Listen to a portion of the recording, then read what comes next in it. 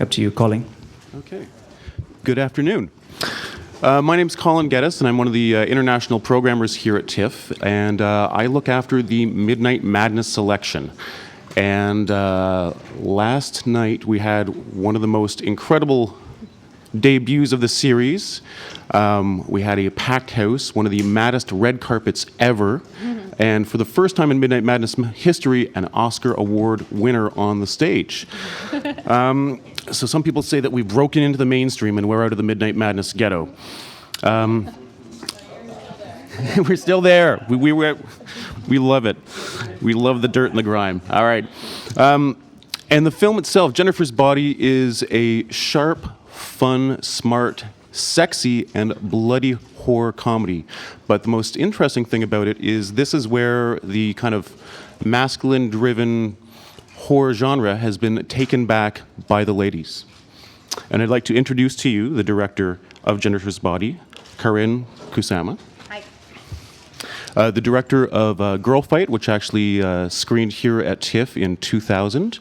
And we also have Amanda Seyfried, the lovely actress who plays Needy, the geeky girl heroine who becomes a trooper at the end to fight evil. We also have Johnny Simmons, who plays Needy's boyfriend. And of course, we have, needs no introduction, Megan Fox, who plays Jennifer and literally rips out hearts. And we have Adam Brody, who plays Nikolai, the lead singer of a literally demonic emo band. And of course, screenwriter Diablo Cody. And Jason Reitman, who is the producer of the film and is a triple threat this year. It's one thing when you mispronounce Karyn's name, but now you're mispronouncing my name. You know, as a producer, it's my job to protect my director, and her name is Karyn Kusama, and I don't care if, you know, even in Canadian, it's Karyn Kusama. I mangle the best of names. So first off, I'd like to ask, why did you choose to jump into the bloody world of horror films? For you? I've always loved horror films, and I look back on a lot of them fondly, and I think they have a lot to do with adolescence and how you grow up and how you sort of find a repository for all of your like childhood anxieties. So it was a natural fit for me, but I was really lucky that it came in front of me because that wouldn't have normally happened. And Diablo, we were talking about this last night. Growing up, horror films were kind of a forbidden fruit for you. So why did you choose to, again, go for the blood with this? Well, a departure from your previous film. It is a little bit of a departure. There were no cannibals in Juno. I think I've always loved the horror genre. I've loved horror films my entire life. When I was a kid, I was restricted from watching them most of the time, which made that sort of section of the video store all the more tantalizing. So now being able to make a horror film is like very delicious. Mm-hmm. It's nice. And Megan, what drew you to this? Because this is quite a change from your previous works. Well, I mean, I think that's what drew me to it. I was getting the scripts I was usually getting offered were like not of this caliber. They were, like the straight to DVD where your wardrobe consists of a bikini and that's about it. Like that's the kind of shit I was coming across. And then I was lucky to get this script, and it was Diablo, and I think we're all. She's brilliant. I think everyone feels the same way, and I felt really lucky to have the opportunity to get to work with something she was involved in. So I'd like to open up to the floor and ask you just to keep the questions specifically to the film. Anyone? Yes. Hi, Phil Newton from Eat My Brains in the UK. I've got a question for Amanda and for Megan. Now, your characters have this very close relationship in the film. Was it difficult to convey that level of intimacy so convincingly while you were shooting, or did that just come naturally to you both? Thank you. Well, I mean, it was a bit uncomfortable, obviously, because that's, making a movie and being intimate in front of, tons of people is hard, but at the same time, it's good that it was convincing to you, and you know, I think it was needed to a point to show that side of our relationship. I think we got better at being friends on screen the longer we worked together. I think the first scene we filmed was we were both really unhappy with it, and it was really awkward, and we didn't feel like it it played as though we had known each other our whole lives, which is something, the characters were friends since they were little kids, and you want that to be believable. And just the more you get to know someone clearly, the better your relationship's going to play on screen. So I think by the end, we were much, much more believable. Do we have anyone else? Yes, sir. Hi, I'm Bruce DeMera with the Toronto Star. Obviously, there's an audience for these movies, teen horror films, teen films in general. Would anyone like to speculate on why there's such an audience and what is the appeal of putting teenagers in danger, that kind of thing?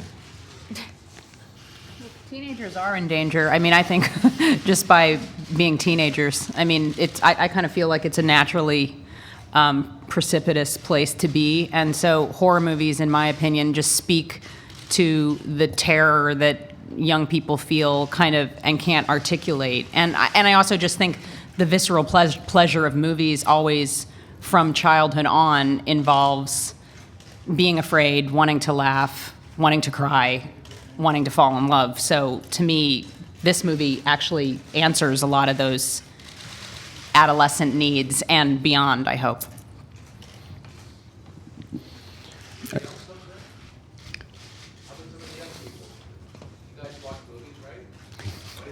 Never seen a one. It's funny. I think it's a misnomer that guys love horror films because traditionally it's actually women who love horror films, and guys just like taking their girls to the horror films. They make great date movies. Actually, I'd like to talk about the choice. The way that you dealt with the sexuality in the film was very frank and candid and very refreshing when it comes to what's out there for horror films. You dealt it in a way that isn't really seen on screen, especially when it comes to teen sex. So can you talk a little bit about your decision to portray that, and Diablo, where you came from to inject that into the script? Are you talking about how is the sexuality portrayed in the movie? Is that what you said? Yeah, the way that you portrayed it. It's because it's frank, it's funny, but it's real. I wanted it to seem very realistic and candid because, we have all these cliches about movie sex, and it's always very graceful and sort of organic in a very romantic way. And I liked that in this movie the kids had to plan to have sex. They bought their condoms at Super Target in advance. And, and then the scene that they have is very awkward, but it's very touching at the same time. It's probably my favorite scene in the movie, to be honest. So, that was, I definitely wanted there to be a realistic teen sex scene, and I feel like Karyn did such a beautiful job directing that, and Amanda did. Oh, I love it. I'm getting all gooey. I mean, also, I think it's, in a funny way, what I loved about the script was that it's very easy, particularly with horror, you can get away with a very negative depiction of sexuality as if sexuality itself is the horror. And in this case, I felt like there were a lot of reversals that were very surprising, that the seductions and the sexuality that Jennifer projects does have this sort of carnivorous and consuming and negative impact. But on the other hand, Needy, I think, has this very sort of positive relationship with Chip that's open and awkward, but very real and connected and engaged. And I just felt like instead of just sort of what I think has become the cliche of the genre, where somehow a lot of sex, a lot of meaningless sex, somehow, whatever meaningless really means, leads to murder, I felt like this was reversing a lot of those tropes.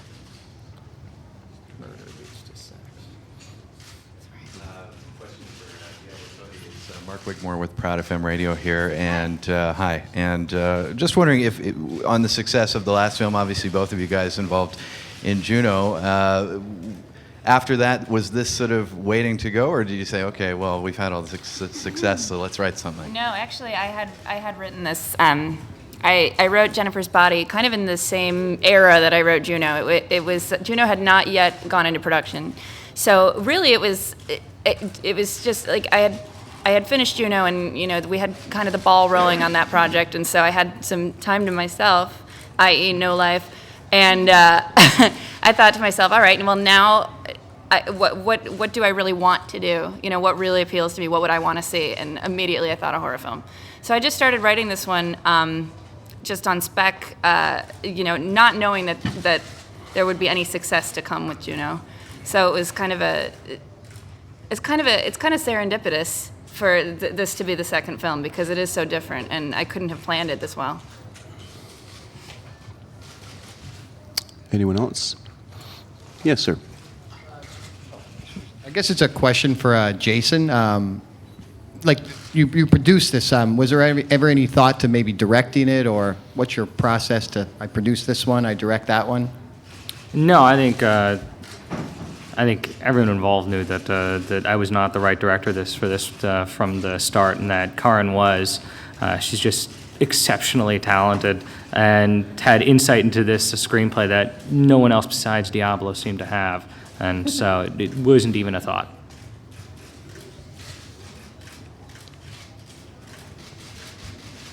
Question for Adam, Megan, Johnny, and Amanda. When you have dialogue like this, like Diablo's, that's very there's a vernacular and it's very unique. How do you go about as actors actually developing these characters, knowing that these lines are kind of unusual and having to adapt to that? Making it believable, I guess. Right. I don't know. Personally, I didn't have any specific preparation for it. I mean, I think that's really good. I don't find it that unusual as much as it is just well written. I mean, I think it's easier. The better it is written, the easier it is to say and sound believable and makes you sound good. So, I mean, I think quite the opposite. It's when you have something that's horrible that you have to really rack your brains and figure out how to say that. I agree.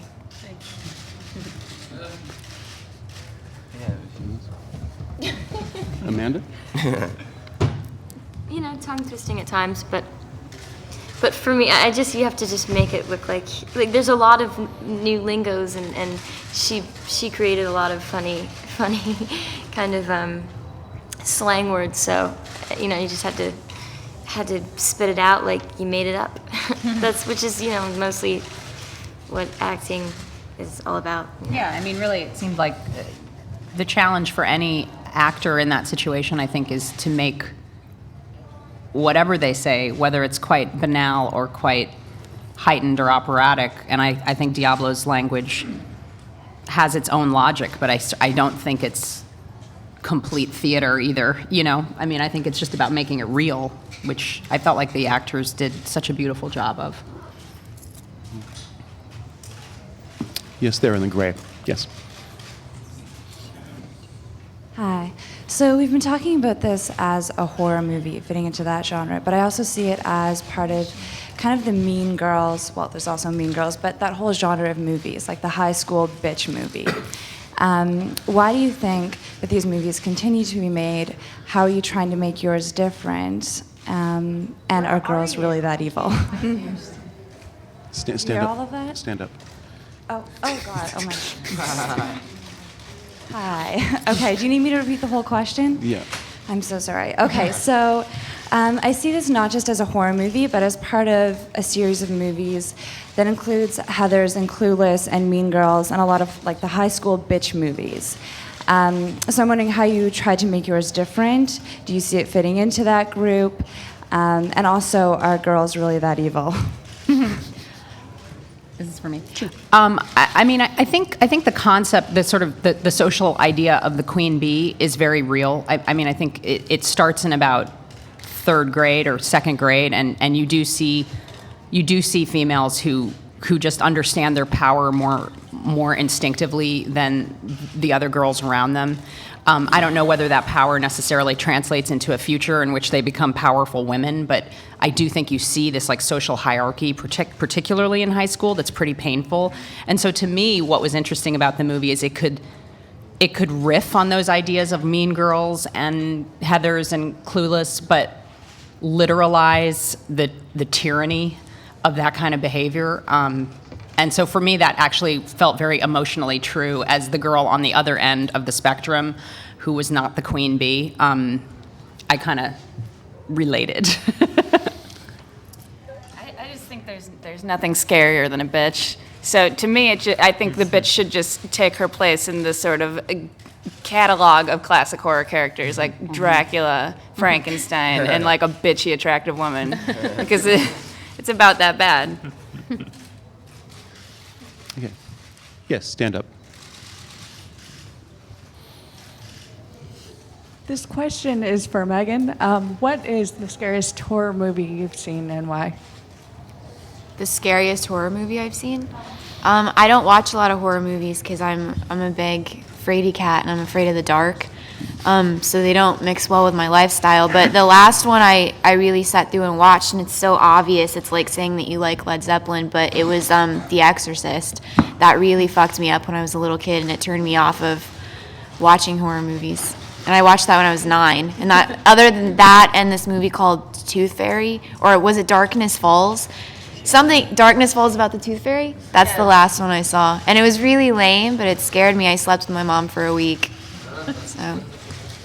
And what about Amanda? Amanda, are you a fan of horror films, or do you have a favorite horror film? No, I don't like horror films because they really do kind of ruin my life a little bit. But no, I have a specific horror film called Hideaway with Jeremy Sisto, and I saw that when I was like, I don't know, in 6th grade, and I couldn't sleep the entire summer. It actually still affects me. It really screwed me up. It's just, I'm sensitive to that kind of stuff, so.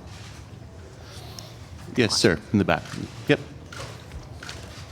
I was going to say, if you're making films or you've seen films that scare the heck out of you, do you feel some responsibility for this film? Because it's going to scare the hell out of a lot of girls, right?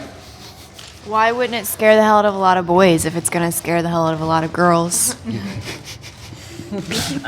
Just wondering. I don't think it's that scary. I don't think it's a scary movie. I mean, if I were to use my talking points from the studio, I would call it a sexy thriller with a wicked sense of humor. But I think that it's a comedy with horror elements, but it's not a frightening, scary movie where you're gonna lose sleep over it. It's just not. That's not what I think any of us were really going for. Maybe I'm wrong. I don't know. No. And yes, in the center there. Yes.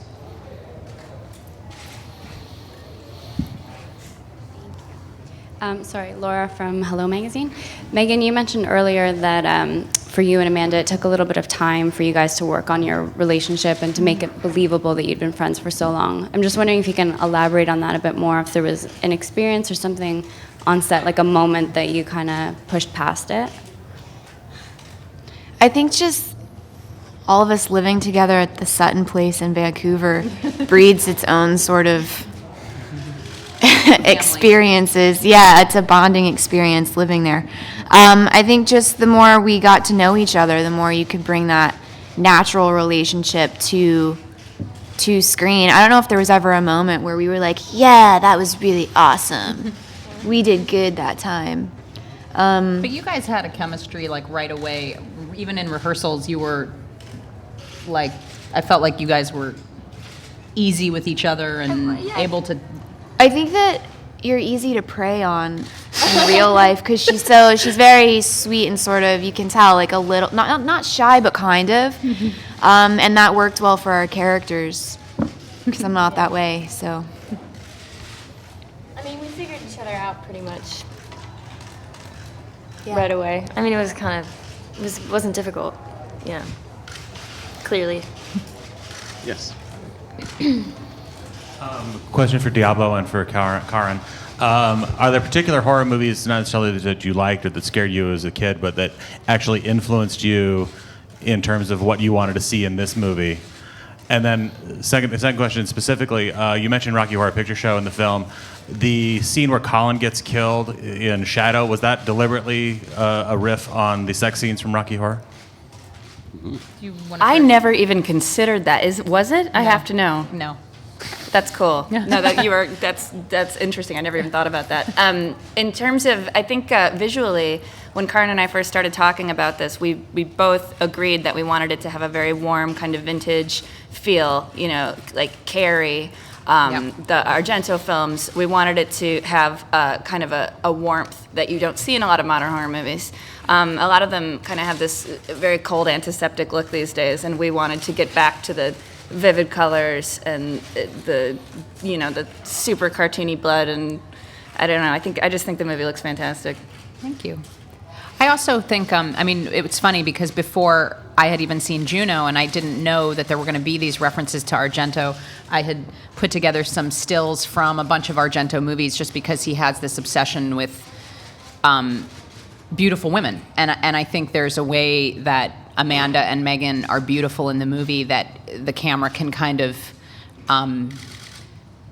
sort of worship and be frightened by their beauty. And so there was that component along with the color that Diablo was mentioning, a sort of more approachable, warmer kind of visual palette for the world of the film. And also tonally, I think there are some other horror films along with a Carrie that I felt had a relationship, particularly The Howling, which to me did a beautiful job of sort of exploring characters in this very heightened environment and kind of mixing. There was a time when I think Nightmare on Elm Street and American Werewolf and Howling, and there were movies that I thought had a real sense of lightness about them at the same time that they were exploring the horror. And that felt like true to this movie too, in some way. I just want to point out that one of the reasons why I was excited to have Jennifer's Body and have Diablo in Midnight Madness is we actually briefly met in 2006 when we had the world premiere of Dario Argento's Mother of Tears. Yeah. And Diablo literally arrived, dropped her bags, and raced to the Ryerson to see the new Dario Argento film. And I did not want to miss that. And it was a very memorable Q&A with Mr. Argento afterwards. Yeah. Yeah, that you would have liked that. This is boring compared to that. I'm just a big horror fan. That's why I'm so overwhelmed right now, to be honest. Like, it's so cool to be here with this film. And do we have anyone else here?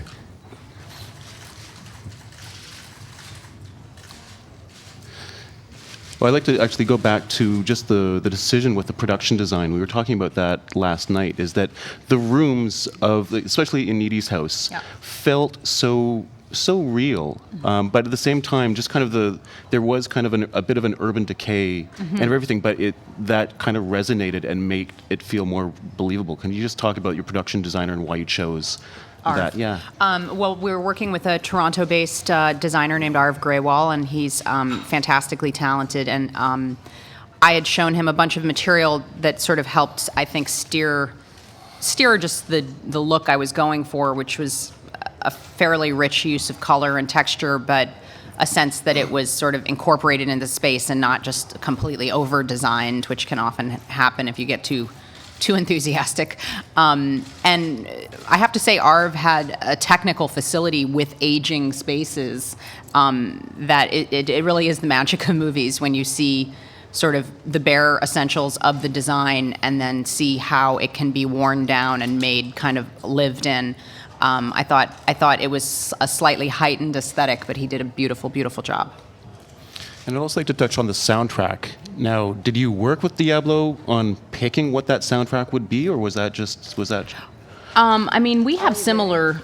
I think Diablo and I both kind of have similar interests. I know when I first read the script, I kept thinking about the Misfits, which never ended up in the movie. Yeah. But the Misfits or the Cramps, like a kind of goth punk winking sort of sound. And at one point I remember saying, like, I wanted to do a little homage to the character in Silence of the Lambs who is singing before she's kidnapped essentially by Buffalo Bill. And I wanted Colin to be singing at the top of his lungs. She's singing American Girl, the Tom Petty song, and so I thought, okay, maybe we can find something for him to sing. And I remember mentioning this Screeching Weasel cover of I Can See Clearly Now, and I just think the idea of a guy going to like have his first date with basically the hottest girl in school screaming out, "I can see clearly now, the rain is gone." I was just like, that's got to happen. So we were able to. It's so sad. It's You so know what's going to sad. happen. Yeah. So, but I felt like, in a way, like Diablo's aesthetic, as much personally as in the writing itself, helped me also feel really open to using music like The Sword, which is this kind of speed metal band from Austin, and use music from like Panic at the Disco or Florence and the Machine, or I felt like there was a pretty eclectic use of music, but that applied to the world of the movie. Any more questions? Yes.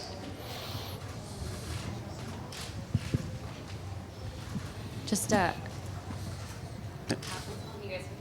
It is on? Yep. Oh, huh. Just on the music tip, Adam, I know that you were kind of instrumental in bringing like the soundtrack into the OC, a couple years back. Well, so I've read, with your Death Cab and everything like that. So was it kind of a dream role to be able to be in a rock band? Yeah, I mean, it'd be a bigger dream if I could sing worth anything. That would have made it really fun, but I can't. But either way, it was a lot of fun to. I thought it wouldn't be, since it wasn't my voice. I thought, man, it's gonna suck. But lip singing was totally great. I enjoyed it. But I wasn't that instrumental in the music aspect, besides just, I don't know, dancing. But you play a rock star with a lot of authenticity. Thank you. Well, I've seen a lot of shows, and thank you.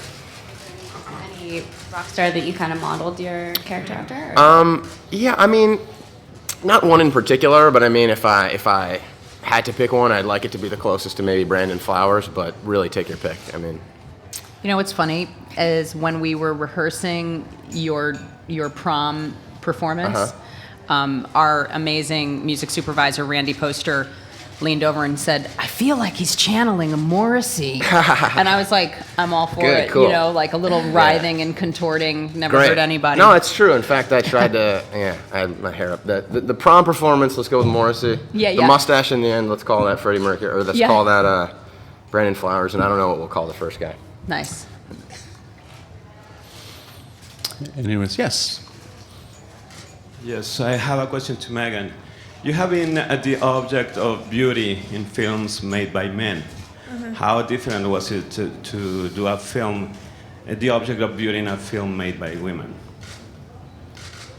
I mean, the movie is just so completely different, and it's different working for a woman, because she obviously understands. She was much more sensitive to how I may be feeling on a moment-to-moment basis, which is a very bizarre feeling for me. I'm not used to that.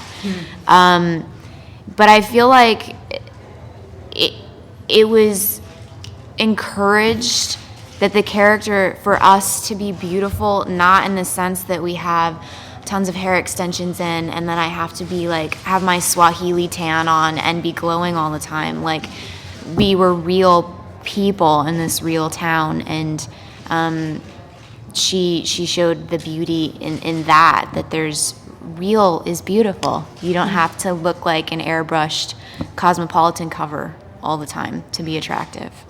And I didn't have to bend over a bike, which was nice.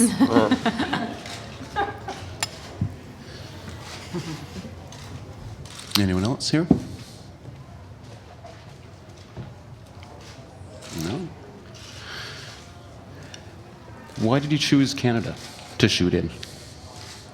Well, Jason had done Juno in Vancouver, and I mean, I think it was pretty much right away, Jason, right, that Vancouver was on the table. I mean, Yeah, we had such a positive experience shooting Juno in Vancouver, and we went back and used really the same crew, starting with our production manager Brad Von Aragon all the way down. it was an amazing team of people. Yeah, well, it felt like a family being reunited. Yeah, yeah, and also just it beyond the financial imperatives. I felt like, wow, where else in the world do you get a crew that's commensurate to what you would find in LA, but with everyone being just a little bit nicer.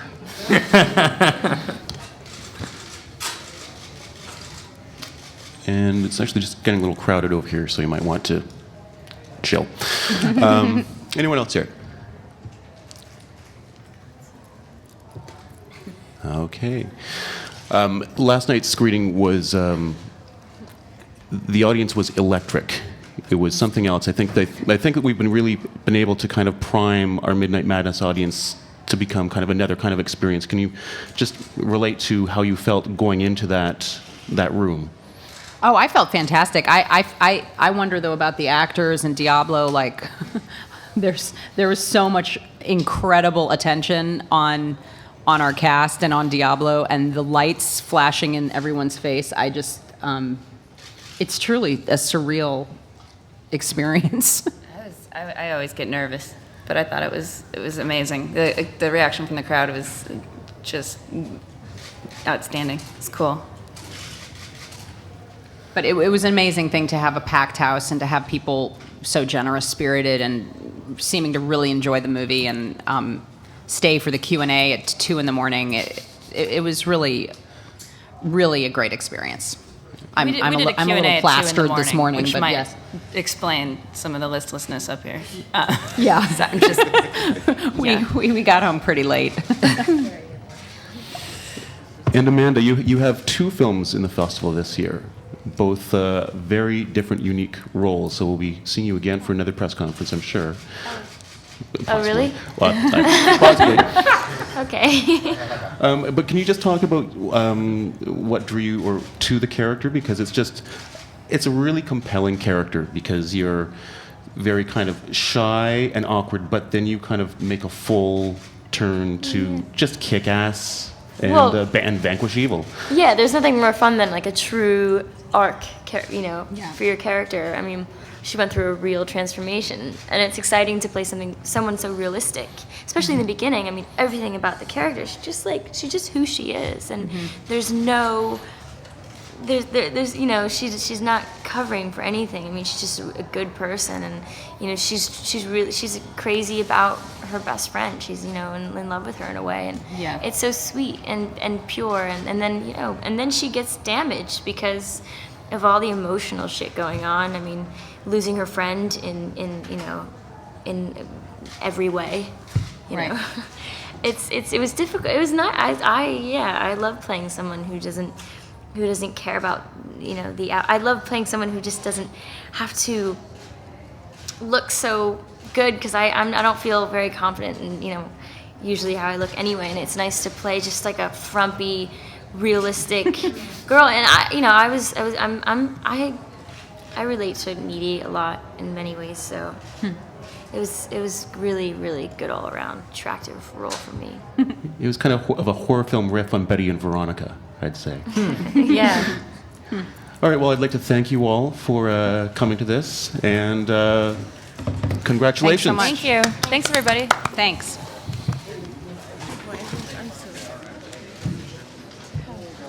I'm so glad she went to the 2 o'clock.